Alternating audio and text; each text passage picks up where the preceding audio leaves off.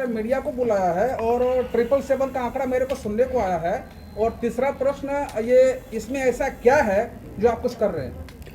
ऐसा है जी, ये काम हम आज पहली बार नहीं कर रहे और मीडिया तो पहले भी आती रही है, आज भी आप आए हो। सबसे पहले तो जितने भी मीडिया कर्मी आए हैं सब काम तय दिल से स्वागत करते हैं, वेलकम करते हैं, जो आप अपना समय निकाल कर आप यहाँ आए हैं।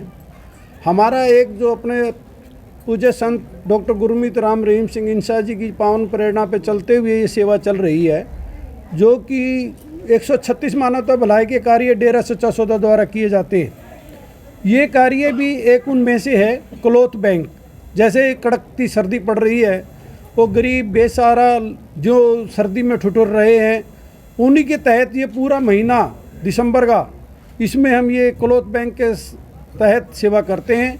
और ये सेवाएं हमारी सन 1948 से, जब अपने बेपरवाह शाह मस्ताना जी महाराज जब डेरा सच्चा सौदा की नींव डली थी, उसी समय से ये सेवा का मानवता भलाई का काम चल रहा है और ये कंटिन्यू चल रहा है। और दिसंबर में खासकर जो हम इस महीने में करते हैं, इसमें हमारे परम संत साहब मस्ताना शाह सतनाम सिंह जी महाराज ने शरीर बदला था 13 दिसंबर को, तो उन्हीं की याद में, अपने मुर्शिद की याद में ये किया जाता है सेवा का काम, ताकि हम समाज को एक मैसेज दे सकें कि भगवान ने अगर आपको कुछ दिया है तो समाज को उनको भी कुछ देना चाहिए जो किस चीज़ को ज़रूरत है। क्या आपको पता है कि ये सेवा का कार्य दिल्ली में अन्य कई बड़े संगठन भी करते हैं, लेकिन आप उनसे अलग कुछ क्या कर रहे हैं? हम उनसे अलग ये कर रहे हैं कि ये जो मानवता में जो भी पैसा परमार्थ लगता है, ये कहीं से एक जगह से नहीं आता। ये सभी सेवादार अपने मेहनत हक हलाल की कमाई में से एक एक रुपया डेली निकालते हैं और गरीब को मदद के लिए जो भी पैसा इकट्ठा होता है वो ऐसे ही एक संगठन बना के इकट्ठा करके संगठित करके, ताकि सबको जरूरत जिसको है उसी को सामान पहुँचे। 1 रुपया की बात करें तो ऐसे अपने दिल्ली में कितने संगत भाई हैं जो जुड़े हुए हैं 1 रुपया पर डे के हिसाब से अनुदान करने वाले? आप दिल्ली की छोड़िए, पूरी सात संगत 6 करोड़ है, लगभग 6 करोड़ ही सात संगत 1 रुपया डेली निकालते हैं और मानवता की भलाई में लगाती है। आज इस मानवता भलाई के कार्य में क्या कुछ किया जा रहा है, क्या कुछ दिया जा रहा है और किन किन वर्ग के लोगों को दिया जा रहा है? देखो, पहले रविवार को हमने रोहिणी में एक पहला काम किया था, तो उस समय हमने 500 परिवारों को ऐसे राशन वो सामग्री दी थी, ज़रूरत का सामान दिया था। तो हमने देखा कि और कुछ आगे बढ़ाया जाए, तो अब हमने अब की बार 777 परिवार ऐसे बुलाए हैं जिनको दिया जा रहा है।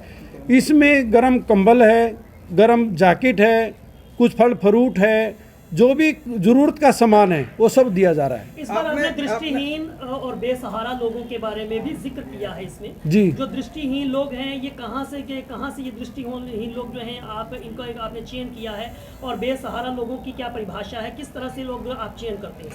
हम चयन नहीं करते। हम जैसे पूरी दिल्ली में जो सात संगत रहती है, आस पड़ोस में ऐसे बहन भाई बहुत हैं जो दुखी हैं, परेशान हैं। कई तो ऐसे हैं, देखते हैं हम, जो परिवार उनका पूरा संपन्न होता है, देखने में लगता है पूरा परिवार संपन्न है, और उनके बच्चे उनकी खुद की संभाल नहीं करते। हम उन बुजुर्गों को भी, उनको भी यहाँ पे लाके उनकी संभाल करते हैं, एक एज ए बुजुर्ग इंसान समझ के।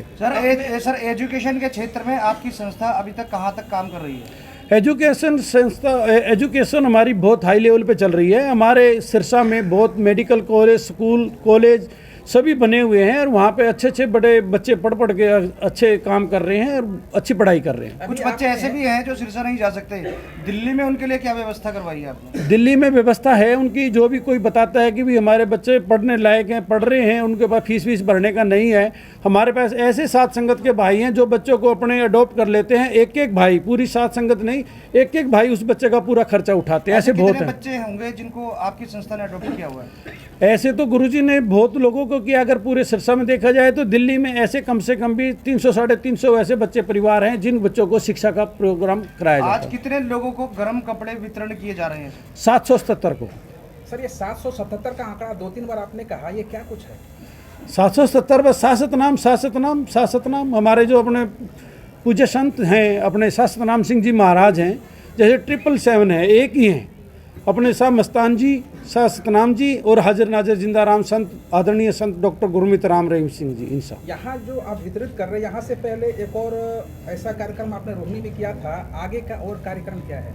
ये प्रोग्राम पूरे महीने चलेंगे। अब जैसे हमने पिछली बार आपको बताया था कि हम आगे करेंगे, तो ये किया है। अब आगे फिर हम सलाह करेंगे, अपने सेवादारों से बैठक करेंगे, बात करेंगे कि भाई अब कौन से क्षेत्र में करना है। तो जैसे भी साथ संगत मिल के करती है, कोई आगे से कोई ऐसी इंस्ट्रक्शन नहीं होती आपने वहाँ करना है और वहाँ नहीं करना। साथ संगत जो फैसला लेती सर्वसम्मति से इस काम महीने होता है। को परमार्थी महीने के रूप में जो है इस महीने को मनाया जाता है। इस महीने का महत्व बताएंगे और ये महीना कब से लेकर कब तक चलता है? ये जो महत्व इस महीने में, ये दिसंबर का महीना डेरा सच्चा सौदा के इतिहास में एक विशेष महत्व रखता है। सर, जैसे अभी आपने बताया कि हम एजुकेशन के क्षेत्र में जैसे सहायता करते हैं, और आज जैसे कोरोना के बाद में बहुत सारे मतलब बेरोजगार लोग हो चुके हैं, क्या आपकी कोई ऐसी योजना है जो किसी का मतलब कॉमर्शियल एजुकेशन दे सके, या रोजगार के क्षेत्र में ऐसा कोई प्लान है आपका? देखो ऐसा है, रोजगार तो सरकार का देने का काम है, रोजगार हम नहीं देते। हमारा काम रोजगार देने का नहीं है। हमारा तो जो अति गरीब हैं, जो लाचार हैं, हम उन्हीं की जो हमारे उसमें जो क्षेत्र में जो आते हैं, हम वो वाला काम किसी को रोज प्रशिक्षण दे सकते हैं, क्योंकि ऐसे चीजें तो बहुत सारी सरकारें बांट रही है, दिल्ली सरकार बांट रही है, लेकिन अगर उनको इस तरह से प्रशिक्षित किया जाए ताकि वो रोजगार उन्मुख हो जाए, उनको प्रशिक्षण दिया जाए, मेरा मतलब ये था। देखो ऐसा है, परीक्षण देने की बात, जैसे अब हम आप नीचे बैठे थे सभी को बात कर रहे थे, हमने सबको यही समझाया कि हम आपको कोई भीख नहीं दे रहे, हमारे को भगवान ने दिया है। हम भी ऐसे ही थे, गरीब थे, हमारे पास कुछ भी नहीं था। हमारे एक एक साथ संगत का सेवादार, मैं खुद आपको बताता हूँ कि मेरा परिवार एक नरक जिंदगी जी रहा था। जैसे ही मैं डेरा सच्चा सौदा से हमारा परिवार जुड़ा, भगवान की कृपा हुई, और उनकी कृपा से ही आज भगवान की दया से सब कुछ हमारे पास है। पहले हम भी उसकी सहायता के मोहताज होते थे, आज भगवान ने कृपा करी है कि आज हमारे हाथ से कुछ दिलवा रहा है भगवान। तो हम यही प्रार्थना नीचे भी कर रहे थे कि हम भगवान से प्रार्थना करते हैं, आज तुम सहायता लेने आए हो, कल भगवान आपके ऊपर इतनी कृपा करे कि तुम आगे से आगे दुनिया को सहायता दो, सबकी मदद करो। इस महीने के महत्व के बारे में आप बता रहे थे, किस तरह से कृपा जो है वो आपको लगता है कि वो होती है पूरी की पूरी, और आज जैसे आपने बताया कि पहले नरक का जीवन बता रहे थे, लेकिन आज आप इस लायक हैं कि दूसरों की मदद कर सकें, इस पर थोड़ा सा प्रकाश करें। इसमें यह है जैसे कि पूरे सच्चा सौदे में एक चलती बहुत सेवाएं, 136 मानवता भलाई के कार्य हमने बताए जो कंटिन्यू चलते हैं। ये दिसंबर के महीने का एक अलग विशेष महत्व ये है, हमारे दूसरे गुद्दी नशीन शाह सतनाम सिंह जी महाराज ने दिसंबर के महीने में अपना चोला बदला था। वो दूसरा मतलब अपना मृत लोक को छोड़ के परमात्मा से परमात्मा में जाके मिल गए थे। तो उन्हीं की याद में, उन्हीं की शिक्षा पे चलते हुए कि हम उसको मनाते हैं। सिरसा में आप देख रहे हैं कि हमारे 13, 14, 15 को आँखों के कैंप हर साल लगते हैं। वहाँ पे कोई भी जाए, कोई सत्संगी है, गैर सत्संगी है, हम लेके जाते हैं बिगर सत्संगी। सत्संगियों को तो ज़रूरत पड़ती ही नहीं है। सभी जो ऐसे लाचार हैं उनको हम वहाँ ले जाकर उनके आँखों का ऑपरेशन कराते हैं, उनका इलाज भी करवाते हैं और सारे काम करते हैं। और सिरसा में कंटिन्यू चल रहे हैं। और यहाँ भी पहले हम आँखों के ऑपरेशन कराते थे और खूनदान कैंप भी लगवाते थे। मेडिकल लाइन को देखते हुए उनकी रिक्वायरमेंट के अनुसार कि आप ओपन में ऐसा नहीं कर सकते, तो उन्हीं की गाइडलाइन पे चलते हुए हम हॉस्पिटलों में ही काम करवाते हैं और उनको सिरसा लेके जाते सर, हैं। जैसा कि आपने अपने संस्था के तहत कई तरह के जरूरतमंद लोगों को दे रहे हैं, लेकिन दिल्ली में ऐसे बड़े बड़े स्थल हैं, जितने भी ISBT आपके पास है, बस अड्डे हैं और रेलवे स्टेशन है, इन जगहों पे आप जाके देखिए क्या हालत है लोगों की, कैसे वो जीवन पसंद कर रहे हैं, उसके बारे में कुछ दायित्व या कुछ ऐसे देखो, हमने आपने भी देखा होगा, आप तो मीडिया कर्मी हैं, आप सब हर जगह नज़र रखते हैं। हमने पहले ऐसे ही करते थे। हम पहले गाड़ियों में कंबल डालते थे, हम बांटते, जो बेसहारा नज़र आते उनको ऊपर रात को सोते सोते डाल के चले जाया करते। लेकिन हमने देखा, कई बार देखा कि आज इनको दे दिया, कल उनके पास फिर नहीं है, वो पता नहीं बेच देते हैं, क्या कर देते हैं। ये हम पूरा चयन करके जो हमारी पूरी दिल्ली में साथ संगत है उनको बोलते हैं कि जिसको आप जानते हैं वाकई इसको ज़रूरत है, हम उसको उसको ये मदद पहुंचाते हैं। ऐसे मतलब हम किसी नाम करने के लिए, वोट के लिए नहीं, केवल असली मदद हर किसी के पास पहुँचे, यही हमारा मकसद है। आपका या संस्था का कोई स्लोगन? एक मिनट, गुरमीत राम रहीम के जीवन सिद्धांत की बात करें, उनके सपनों की दिल्ली, भारत और विश्व की संकल्पना करें, तो कहाँ है दिल्ली, कहाँ है भारत, कहाँ है विश्व, और क्या मैसेज देना चाहते हैं? जी देखो, मैसेज तो हमारा यही है नहीं, कि आप पहले सवाल हमारा जो फर्स्ट सवाल है उसका जी क्या बताइए आप। गुरमीत राम रहीम के सपनों की दिल्ली, भारत और विश्व कहाँ है, और गुरमीत जी कैसी दिल्ली, कैसा भारत और कैसा विश्व की संकल्पना करना चाहते हैं? देखो, जो संत अपने आदरणीय संत डॉक्टर गुरमीत राम रहीम सिंह जी इंसा की जो जो पावन शिक्षा है, आज भारत सरकार लगभग उनके कार्य कर रही है। जैसे गुरुजी ने एक चलाया था सफाई अभियान, गुरुजी ने उसका नाम दिया था हो पृथ्वी साफ मिटे रोग अभिशाप। अब अपने उसके बाद अपने भारत सरकार ने पूरा सफाई अभियान के ऊपर पूरा जोर दिया। गुरुजी ने एक दिया था कि बेटी बचाओ बेटी पढ़ाओ, बेटी को अबला नहीं सबला बनाओ, ये नारा दिया था। पूरी भारत सरकार आज बेटियों के ऊपर पूरा काम कर रही है। तो गुरुजी की जो पावन शिक्षा है उसके ऊपर हिंदुस्तान ही नहीं पूरे विश्व की गवर्नमेंट सारा सब कुछ देख रही है और उसी के ऊपर उसको फॉलो कर रही है और उसी के ऊपर वो चल रही है। इसके ऊपर मैं बोलना चाहूँगा कि संत डॉक्टर गुरमीत राम रहीम सिंह जी के इंसान की तरफ से समाज की सबसे बड़ी बुराई, समाज का सबसे बड़ा कचरा वेश्यावृत्ति उन्मूलन अभियान चलाया गया। कोई नहीं करता, लेकिन डेरा सच्चा सौदा ने इसको अपनाया। ऐसी हम सैकड़ों शादियाँ करा चुके हैं। सैकड़ों शादियों उसके तहत साथ संगत से आह्वान किया गया कि इस वेश्यावृत्ति को जड़ से ख़त्म करना है और कौन नौजवान इन्हें सम्मानजनक पत्नी का दर्जा देगा। तो ऐसे काफ़ी नौजवान सामने आए, ग्रेजुएट पढ़े लिखे नौजवान सामने आए और उनको अपनाया और शुभ देवी के नाम से गुरुजी ने उन्हें अपनी शाही बेटी का नाम दिया, अपना नाम दिया और उनकी शादियाँ कराई। आज जो काफ़ी परिवार रह रहे हैं, हो सकता है कि शायद यहाँ बीच में 1-2 परिवार आए भी हो दिल्ली के अंदर। तो इस तरह से ये उन्मूलन अभियान चलाया गया, वेश्यावृत्ति उन्मूलन अभियान।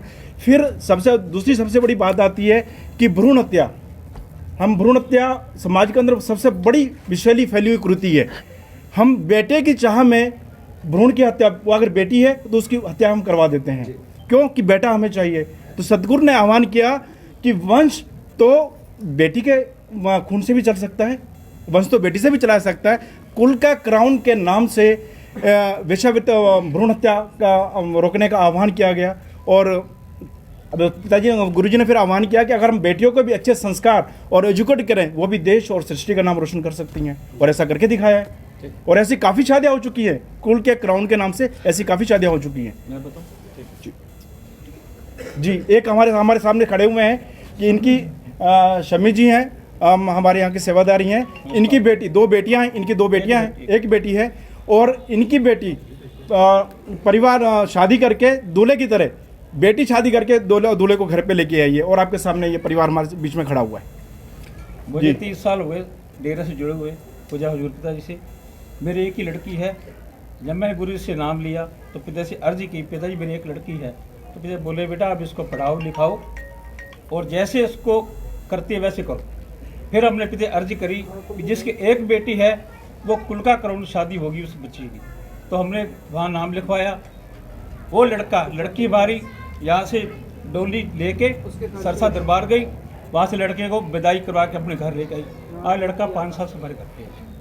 जब आपने इस समय ये जो लड़की वो गई थी, उस समय समाज का क्या नजरिया था? आपको कुछ बाहर से कुछ उड़ाने मिले थे? कुछ नहीं मिला तो हमें कुछ नहीं मिला। सतगुरु मिला हमें, तो एक सतगुरु का निशाना था हमें, जो दिया हमने सतगुरु ने दिया। और एक बेटा भी हो चुका है, बेटा भी हो चुका है। उनके नाम से, लड़की के नाम से वंश चल रहा है। पिताजी ने बताया बहुत बड़ी पहल की है। विवंश आपकी बेटी के नाम पे चले। समाज से जो अलग पार्टी चल रही है परंपरा, उससे हटके की है। जी, एकदम। समाज के कहीं कुछ लोगों ने कुछ तो बातें की होंगी। नहीं, ऐसा कुछ नहीं, ऐसा कुछ नहीं। समाज सहज स्वीकृति मिल गई। अच्छा, एक चीज बताइए, जैसे शादी ब्याह पे हम देखते हैं कि आज के समय में बहुत ज़्यादा खर्चा होता है, खर्च किया जाता है, उसमें एक दिखावा डेरा सच्चा सौदा में इस तरह की शादियां होती जो बिल्कुल सिंपल तरीके से हों, जिसके अंदर खर्चा ना हो, वहीं पे इसके बारे में क्या कहते हैं? इसमें जो है आप देखते हैं कि हमारे यहाँ दहेज को एक बहुत कुप्रथा मानी जाती है, लेकिन गुरुजी का ये भी वचन है, ये गुरुजी की शिक्षा है, जितना अधिकार बेटे का उतना बेटी का भी है। अगर हम बेटी को कोई सामान देते हैं, कुछ देते हैं, तो दहेज नहीं होता, वो एक उसके अपना हक होता है, एक उसका प्यार होता है जो उसको दिया जाता है। और एक आप देखो भी हमारे देश में इतनी बड़ी सती हुई, जो रावत जी हमारे बीच में से चले गए, उनके साथ ब्रिगेडियर है, उनकी बेटी ने उनका अंतिम संस्कार किया, रावत जी का बेटी ने किया।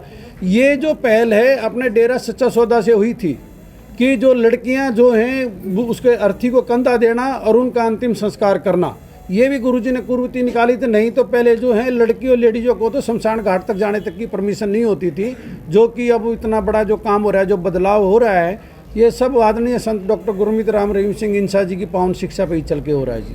सर, एक आखिरी सवाल है जो आपके माध्यम से पूरा देश समझना चाहेगा। इतना सारे पत्रकार और आपके जैसे कहीं ना कहीं भारत के, विश्व के लिए आप लोग सोचते हैं, कन्या भ्रूण हत्या जैसे अभी चर्चा हुई जी। और मीडिया आपके माध्यम से एक मैसेज के तौर पर समझना चाह रही है कि असली रियल कारण क्या है, कन्या भ्रूण हत्या होती क्यों है, माता पिता क्यों चाहते हैं कि हमारी कोख से बेटी ना जन्म ले, और एक मैसेज के तौर पर। हाँ, मैसेज ये देखो नहीं, सबसे इसमें पहले क्यों जी जो कन्या भ्रूण हत्या है, जी। गुरु जी का ये आह्वान है, अगर आप बेटियों को मारोगे तो बहू कहाँ से लाओगे?